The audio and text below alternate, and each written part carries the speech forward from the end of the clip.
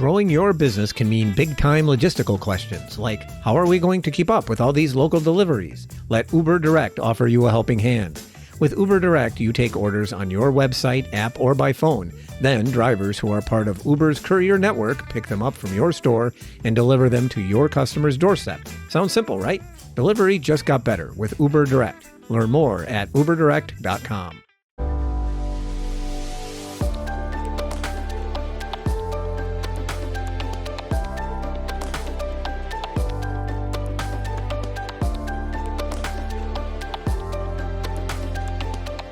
Okay, I am here with Richard Del Valle. Richard, welcome to the podcast. Good morning, Jonathan. Glad to be here. All right, so tell us a little bit about yourself first. Well, thank you. Yeah, I am the Chief Information Officer for Bojangles Restaurants. We are a 40-plus-year-old brand from North Carolina, specialize in chicken biscuits and tea. Mm-hmm. We have 830 restaurants now, based mainly in the Southeast, but we are expanding nationally at the moment. We have restaurants right here in Texas where we are right now, and just a really great brand that's been around for a long time and is growing nicely and launching some really cool technology. All right, well, tell us a little bit about that technology you are launching. Yeah, so we've done quite a few things in the last year and a half. It started out with new food and labor applications. We call them Bo Food and Bo Labor. We do like to sort of personalize our products. Helps to connect with our people. And it also reinforces that there are things that are specifically designed for us and not just off-the-shelf products that we, expect people to kind of somehow make work for us. So those products have helped us a ton in terms of food and labor. It gives us an AI-driven forecast, which is extremely accurate, that then feeds our labor models and feeds our food models. So a general manager in a Bojangles today is able to look at that forecast and say, hey, that looks good, and click a couple of buttons, and it's producing a food order for them. It's producing a schedule for them, and it's putting the right people in the right place at the right time for service. I think one of the greatest things that's come out of that is you rarely see a restaurant manager running to another restaurant to borrow something or having to lend something out or going through the stress of wondering whether they have enough of something. We tell our people that one of the tells for that is if you go in your storerooms and this thing's working right, you should feel a little uncomfortable. And we like that. We like that feeling because that means you got fresher product and less waste. And then from a labor perspective, just that ability to get the right people in the right place at the right time has been huge for us. Those are two really big infrastructure projects that we're happy with, and those are expanding into our franchisees. So a lot of what we do is trying to be a quality franchisor and to give our franchisees tools that will enable them to make the most profits they can off the sales that are coming in and keep their employees happy. Another piece of technology that we've been working on is kiosks. A lot of companies have been doing this. We are concerned, like everybody else, about a shrinking labor pool. And what the kiosks are doing for us is kind of offsetting and future-proofing us a little bit against that. We're using kiosks from a company called Xenial, which is our POS vendor, in most of our restaurants. But we're also partnering with a company called Grubber, which is POS agnostic. And again, a tool that would enable our franchisees to do a little bit better, a little bit stronger. Those tools have been really successful for us. All new restaurants going forward will have kiosks. And right here in Texas, where we have some of our farthest out market restaurants, they are launching kiosks tomorrow, actually, which is quite exciting for us. And the last really big piece of technology, and the one that we get the most questions about, is our newest employee called Bolinda. And Bolinda is our AI-driven drive-thru attendant or a drive-thru order taker. She is in 112 restaurants, I think, as of this morning. A year ago, I was here on a panel. We had 3 restaurants on Bolinda. So 1 year later, we have 110, 112, 100 more in the pipeline. And then behind that, probably another 45 or 50. So pretty soon we will be we'll eventually be all Bolinda everywhere. That product is launching into franchisees as well, which is nice. And, really has been a huge success story for us. Yeah. All right. So let's start off with, let's start off with Bolinda because I want to ask you about all 3 things. But, I guess, first off, I'd imagine that franchisees are kind of chomping at the bit to get that. Absolutely. Yeah, no, the franchise demand is crazy. The 100 that I referenced that are in the pipeline, I believe 70% of those are actually franchise locations. And we have franchisees running multiple restaurants already. We have a few that are dipping their toe in with 1 or 2, but it's a product that once you have it and you work with it, you very quickly realize this works. It works well. Guest acceptance is very high. We have very few guests that come back and say, "Oh, I don't want to talk to a computer." We honestly believe that one of the things we did that is making that a reality is that we made sure that she sounds like a computer. It's a natural voice, but it is a computerized voice. So think of Siri or Alexa, right? I always look at those guys, and if they've come to the conclusion that their voice AI should sound a little bit like a machine, I don't see any reason why we would come to a different decision. And from what we can tell, the guest doesn't reject when you're not trying to trick them into thinking that they're talking to a real person. And that makes a lot of sense to me. Like if you're like just kind of level with consumers, right? At the end of the day, I mean, they're pretty accustomed to this. It's probably coming. It is coming very rapidly to a lot more restaurants. They know it's there. And if they know it, they probably, would be pretty cool with it, frankly. Yeah, and not be thinking, again, nobody's trying to trick me, and if I need somebody, I can get somebody. But we're running at about 96 to 97% non-human interaction with the system. It's quite amazing. And the human interaction often is something small, like perhaps in the unlikely event we've just run out of a product temporarily, and they haven't told the system that they're out of it yet. That'll cause an interaction. We do get occasional guests that is ordering in such a way that the system will say, I think a human can do this better, and will call for a crew member without us having to ask it to. It'll actually say, let me get you a team member to help out. But the overwhelming bulk of our transactions are going through the AI, and it's upselling appropriately as we'd like it to, which is both an art and a science, right? We're really happy with what it's doing. And the more important thing is that our team members are happy. Team members are happier. We've taken 1/3 of the workload away from your average drive-through person who, if you think about it today, is taking the order, ringing up the order, interacting with the guest there, cashing out another guest at the window, and making sure that everything that needs to be in the bag is in the bag to go to the guest. We've taken 1/3 of that away, and arguably the hardest part of it. And so the trade-off is I've got a more relaxed worker who is doing a better job at order accuracy and is more engaged with the guest, because Bojangles, we're high touch, we're soft, we're a Southern brand. We've had to be really careful not to have the tech ruin who we are, and we're very cognizant of that at all times. So, we encourage our people that do continue to have that human interaction, make it a really nice human interaction. That's your brand reinforcement point for Bose. And we'll never let go of who we are. We have to protect our brand identity, even as we layer in the pieces of technology. Even with kiosks, we do the same thing with kiosks. We say, okay, kiosk may be taking the order, but a human's fulfilling it. And that's where the Bojangles experience has to happen now. It's not happening here at the machine. It's got to happen with the person. So does it save on labor costs? Yeah, a little bit, but it's fringe labor. It's sort of like, your average restaurant has a sequential load. For every $100 I get person X or person Y. You do back that down a little bit, especially at open. You can open, you can delay your third or fourth person a little bit because Belinda's immediately taking the orders for you. Kiosk, same thing in the dining room. So it does enable you to maybe push back a starting person and maybe get out a closing person a little earlier. Again, because the system is using the software. But it's not you're not walking in and ripping out 20 hours a day because you've got the system. The idea is to take the people you have and make them more efficient. Enable them to deliver that brand experience that you're looking for.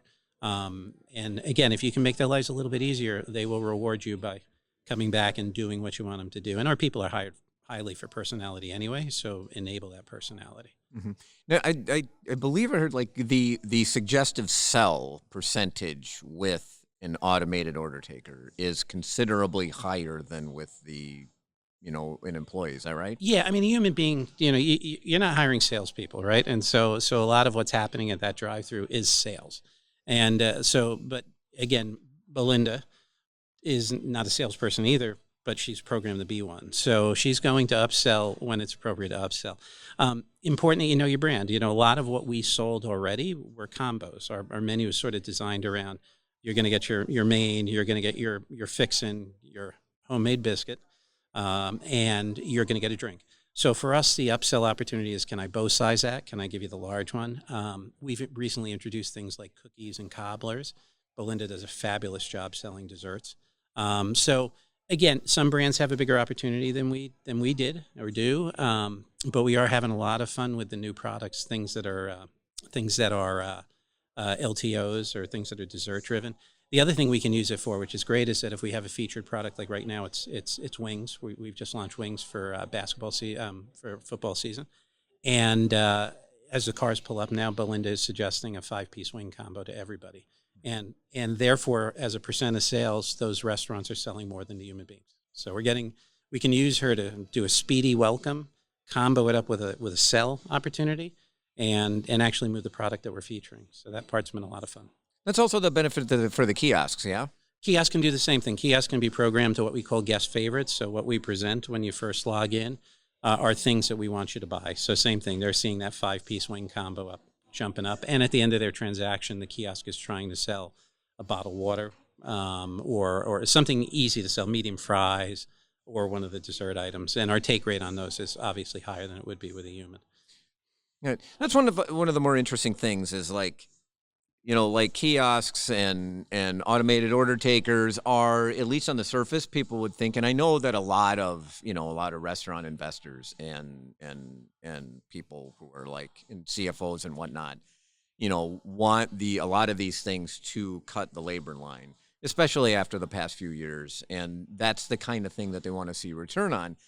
But in reality, they're not as much a labor-saving device, as to your point. They're more about labor efficiency because they're driving more sales. People traditionally at kiosks generally tend to drive higher check averages.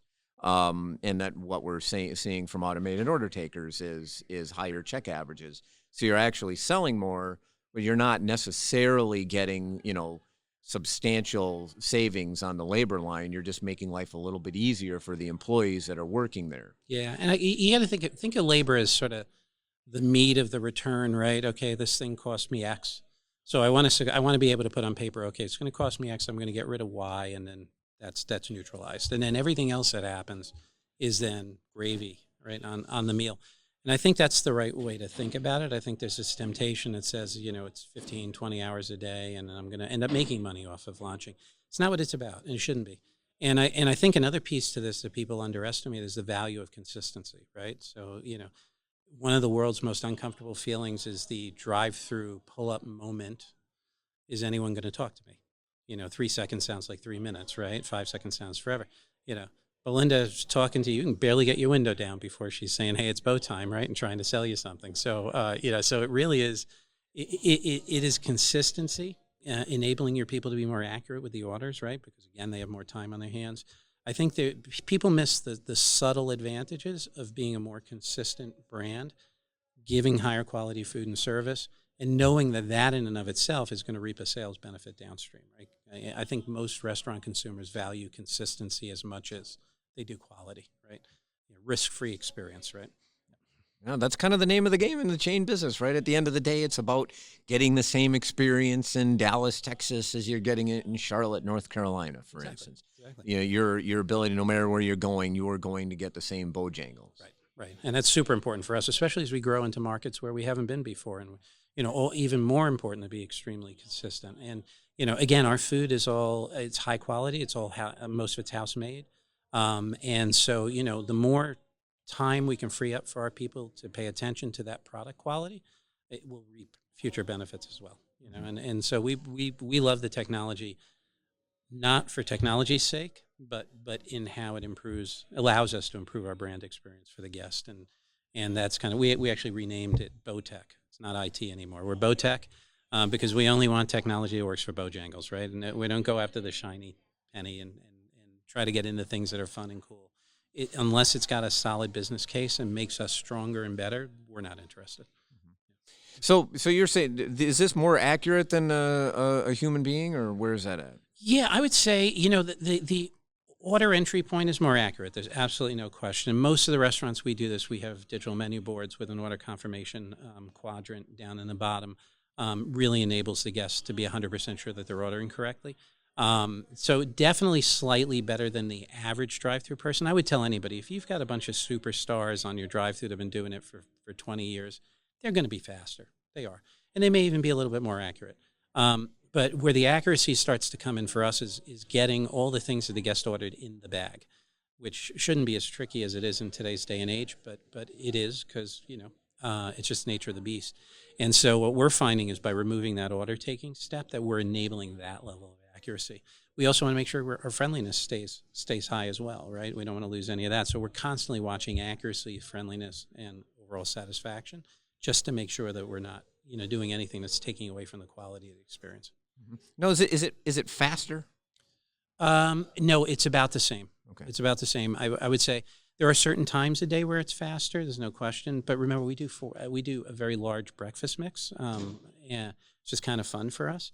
Breakfast is a different speed equation than lunch and dinner for people. Usually it's in a commute and you've got to move quickly. So, that's one example of where on high velocity breakfast restaurants, for instance, we don't upsell. Belinda's just set to order take because we know that our guest values speed more than getting sold something bigger or something different. Whereas the rest of the day we drop into that upselling behavior. And that upselling behavior may be slightly slower than a human who has decided they don't feel like upselling today, right? Belinda never has emotional breakdown. She is going to upsell every time we tell her to. Now, the flip side of that, this is what we say the art with the science, right? You got to know your guests too. So we don't upsell past 3 attempts on any single transaction. So you could order 10 things, but after item 3, she's not going to try and upsell anymore. It's what we call avoiding them hitting the speaker with their hand, right? So but it took us a little time. We first went in like everybody else, and we're upselling everything that you order, and we very quickly realized we were annoying people and slowing down the transaction. So I tell anybody going into this space, you've got to know your customer, you got to understand your business, and frankly, we have a program that behave differently in different places based on what the guest expects for an experience. Sunday morning breakfast for us is a very big thing in a lot of our smaller rural communities, and that guest just wants to move through quickly, and there's a lot of them coming. And so we might have a restaurant that doesn't upsell on Sunday breakfast, but the other 6 days of the week does. So we've had to treat each restaurant different, and the technology is the same everywhere, but how we use it is different by location. Mm-hmm. How about linguistically speaking, because I'd imagine how somebody orders Bojangles in North Carolina is different than Texas or in places like that. That people you get subtle changes in how people order, and sometimes they order very differently. Have you been able to adapt that? How's that work? Yeah, it's actually part of the process of developing the product was getting it into as many different looks as we possibly could, and engaging franchisees early. Because if you think about the nature of our businesses, our corporate restaurants a little bit more clustered. You get out to the outer regions of the footprint, and you see more and more franchisees. So we wanted to make sure that we had rural North Carolina in addition to downtown Charlotte, right? Or get into the Atlanta ring, or get into Alabama and see all those things. So you're absolutely right. People do order. How they grew up with the brand defines how they order. Like we may have changed, 3-piece, which is 2 thighs and a leg combo. Years ago that was the white combo, the white meat combo. Today it's the number 13. So we need to be able to recognize that no matter how they order it. And it did take a little while. You go into some new markets and you're listening, so you're identifying anything that failed, and you're fixing it instantaneously. So now we know that description equals a number 13. We just program the system to recognize, to put those 2 things together. Mm-hmm. But it takes time. You're absolutely right. The one thing it's been very good with is accents.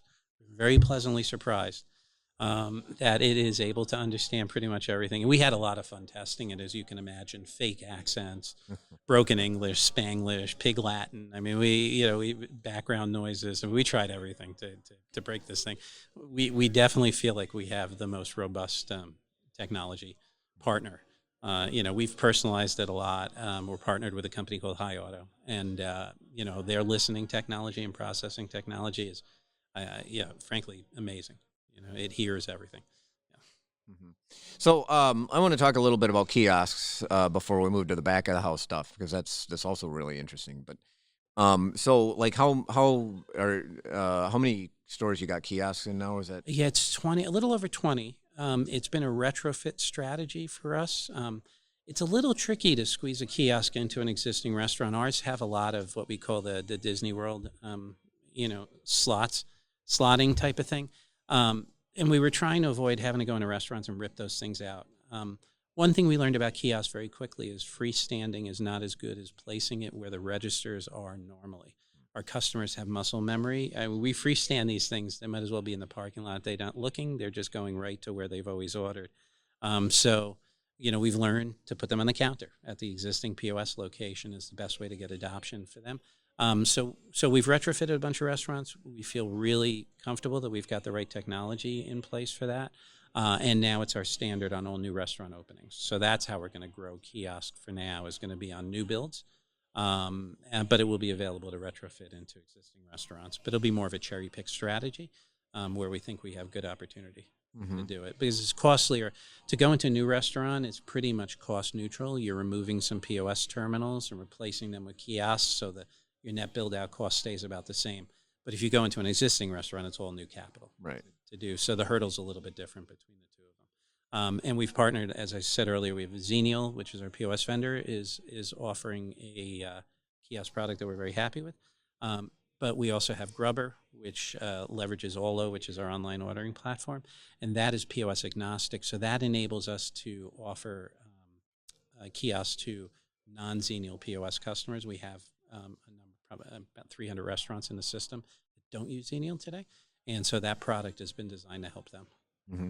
Is the return on investment not there on a retrofit? You get the extra check, which is big. Some of that is credit card based. Our kiosks are only credit card, and credit card transactions do tend to be slightly higher. But the overall transaction outstrips the difference between credit card and so we see it there. In the upsell, et cetera. It's just that the return on investment is a longer trip. On an NRO, the investment you're returning on is basically the POS investment, so it's zero, so everything is upside. In a retrofit, we feel like we need to see 55 to 60% of the dining room transactions move to the kiosk to justify the cost. We're there on probably 35 or 40% of the restaurants that have it. The others we're working on. Is it so? The cash thing always seems to be a little bit of a barrier with these. That to really get the full potential, they've got to be able to take some cash. Yeah, and then you're faced with two options, right? Am I going to hook up a change machine basically to the device, which many of them can do, or am I going to have that transaction be okay? I'm going to ring up on the kiosk, and then I'm going to go cash settle over. Without getting into names, I've tested some of our competitors on that process, and I can tell you if I was a dishonest guy, I could have walked out of a couple of restaurants with free food. So, there's a challenge there in trying to do it. So we've decided, for the time being at least, to allow the cash transactions to go to the register, which is there. And, we also don't want to make our guests uncomfortable. We do have some guests that just don't want to use that kiosk, and they aren't going to want to use that kiosk. And we're about being welcoming and taking care of our guests. Forcing them to use a device they don't want to use doesn't equal taking care of your guests. So, we know there's always going to be some percentage, be cash or credit, that's going to want to go to that front counter and interact with the employee that maybe they've interacted with for the last 10 years, right? So we can see that. Yeah. Well, I'm happy to hear that you're an honest guy and not stealing from your competitors. It's tempting. I mean, some of the stuff looked pretty good, but I said, I was just testing a theory more so than anything else. Right, right. I mean, that's one of the issues, I guess one of the challenges with technology, and I don't think it's as big of an issue with restaurants as it is. But like if you look at what's going on at grocery stores, and with, the one tale I always tell is that, a grocery store near me was built not that long ago. It was later retrofitted to have a bunch of, post-pandemic, a bunch of scanners that they replaced cashiers with. Well, within 2 years, that grocery store, that particular one, immediately took out a lot of the scanners, and then they started building, and they actually put fences around, almost like fencing around their doors to prevent people from, like, they had such a loss problem at that particular location, and people were just like walking through, and like the point with the scanners is that a lot of people are very dishonest with them. Ultimately, if you're going to leave an opening in any sort of technology, there's going to be people that are going to find that opening and they're going to take advantage of it. Absolutely, and it's sad. Sometimes it's not even dishonesty. It's just they're not trained. I'm sorry, I'm not trained on this device, or I'm doing my best, right? And, maybe they don't recognize, oh, I didn't swipe that. So it's a combination of things, but I could see that very quickly. And frankly, the other thing too is, I'm not sure the guest adoption on self-scanning their in a grocery store, again, I'm back to the point I was making before, which is, do you really want to upset your guest? You're forcing them to do something they don't want to do.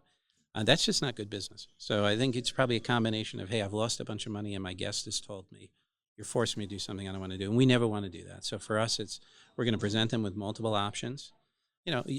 Order ahead is another piece, right? There's a generation that doesn't want to talk to anybody, and wants to order ahead and pull the car up and have somebody run out to them. We want to welcome all those people. We want our guests to be able to order in the way that's most comfortable for them, that will enable a superior experience. And so for me, all tech is good, just should never be forced down anybody. Shouldn't be forced down somebody's throat. Mm-hmm. So what kind of impact that you talked to, you the first thing you mentioned was a lot of the back of the house, so the labor scheduling and the ordering. Now, like, how much is, how beneficial has that been from from an efficiency labor standpoint? Yeah, from a labor perspective, huge. Really, really, really big for us. And we knew it. The other thing that we rolled out at the same time, Bo Labor uses a facial recognition time clock, which so basically buddy punches, unless you're an identical twin, are pretty much done, right? And so, that's kind of been a really nice feature for us. But the other thing there that it does for our leadership teams is it uses smiley faces and frowny faces. So if I'm running a shift, all I have to do is glance at the clock, and if I've got all smiley faces, everything's great and just moving on, right? But if I glance at it and I see some frowns or some neutral faces, I know, okay, I need to check something here. Is somebody overtime for their break? Do I have a minor that needs to leave, right, and hasn't left yet? So we really love that functionality, and we've really designed that system to be a simple interface to leadership. So they literally see green lights and red lights and yellow lights, smiley faces and frowny faces. I mean, it sounds simple, but they love it because at a glance, they can see whether they're where they need to be or not where they need to be. The other thing we love about our labor software, it downloads the labor rules for every municipality that we operate in down to the town, right? So this restaurant in town number 1 may be able to work somebody who's 17 years old until 10 o'clock at night, but in town number 2, that guy's got to be out at 8. It knows all that when you schedule. It stops you from making a mistake. And then as the week goes by, it helps you see that. We love the auto scheduling capability. It doesn't know that maybe you and I should never work together because we have too much fun and we're not efficient, right? Yeah, that would be a So problem. I still need, the most important piece of intelligence, artificial or otherwise, is still the general manager of the restaurant, right? We keep, this technology is here to support you, not replace you. I need you thinking. But overall, it does a really good job. And more important than that, a buzz store, we're able to look on a daily basis. We have dashboards now, near real-time information to our multi-unit operators who can look at a restaurant at noon and go, okay, yeah, we're looking good. We're falling behind. Sales are off, sales are up, or sales are down. Let's adjust. It's not always down. Sometimes we have to bring more people in. And then on a daily basis, we're able to see exactly where we are. We also have approaching overtime reports now that alert our managers by Wednesday or Thursday. Hey, if Billy keeps working the way he's scheduled and with everything he's put in already, he's going to run into OT. It gives them the opportunity to adjust as they go along. So labor-wise, it's been huge. It's been huge for us. And again, the idea is a lot of people go into it and say, oh, I'm going to put in a labor system to save money. Yeah, ultimately that is the goal, but our goal really is to make sure we have the right number of people working at the right time. Some of the worst service I've ever had in restaurants is when they have too many people working. And nobody knows what, everybody's like, oh, I guess Billy's got it, I guess Joe's got it, and Mary's got it, and nobody's got it. So that's been big for us. The food thing has been an even bigger home run for us because, we're a simple thing. Days on hand in our restaurants dropped by about 35 or 40% of food sitting on our shelves, doing nothing but sitting on our shelves, right? So now we have fresher product. We're more predictable. For our vendors that supply us, it's a big deal because instead of sending, the usual restaurant gets one big truck a week and maybe one small one. It's just human nature. I'm going to load up here and then I'm going to fill in over here. Our trucks are now the same size, which has enabled our supplier, McLean and Cisco, to actually manage their routing better. It's a lot easier for them because we've become more predictable. We have less spoilage, less waste. Our people aren't running around borrowing things or lending things. It's really been a massive win for us to have.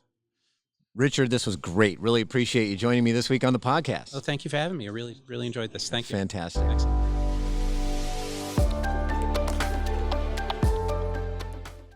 Growing your business can mean big-time logistical questions like, how are we going to keep up with all these local deliveries? Let Uber Direct offer you a helping hand. With Uber Direct, you take orders on your website, app, or by phone. Then drivers who are part of Uber's courier network pick them up from your store and deliver them to your customer's doorstep. Sounds simple, right? Delivery just got better with Uber Direct. Learn more at uberdirect.com.